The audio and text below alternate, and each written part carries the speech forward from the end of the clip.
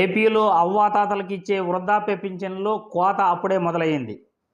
కేవలం 2 నెలల వ్యవధిలోనే అధికారంలోకి వచ్చిన కూటమి ప్రభుత్వం చంద్రబాబు నాయుడు గారు 67,812 మంది అవ్వాతాతలకు పింఛన్లో కోత విధించాడు. పింఛన్ల కార్యక్రమంలో కోత విధిస్తూ అవ్వాతాతలకు పంగనామం పెడుతున్నాడు. చంద్రబాబును నమ్మి ఓటు వేసిన దానికి ఈరోజు 67,812 మంది అవ్వాతాతలు పింఛన్ రాకుండా వీధిన పడ్డారు.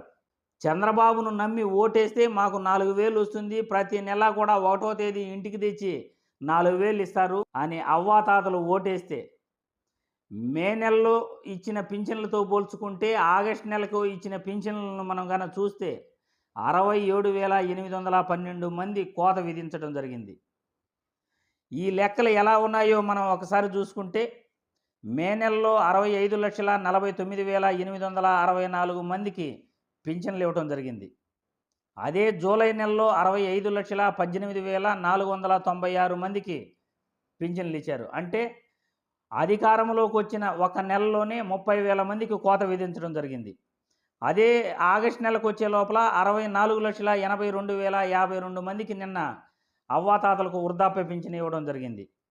మే నెలతో పోలిస్తే ఆగస్టు నాటికి 67,812 మందికి అవ్వాతాతలకు కోత విధించారు. అవ్వాతాతలకు పంగనామం పెట్టారు. కేవలం 2 నెలల వ్యవధిలోనే చంద్రబాబు నాయుడు గారు 67,812 మందికి కోత విధిస్తే, ముందు కూడా ఎంతమందికి కోత విధిస్తాడు? సంపద సృష్టించడం అంటే అవ్వాతాతలకు సంక్షేమ పథకాలకు పంగనామం పెట్టేసి సంపదను మనం రాష్ట్రానికి క్రియేట్ చేయొచ్చు అని చంద్రబాబు నాయుడు గారు కూటమి ప్రభుత్వం అనుకుంటా ఉంది కాబోలు.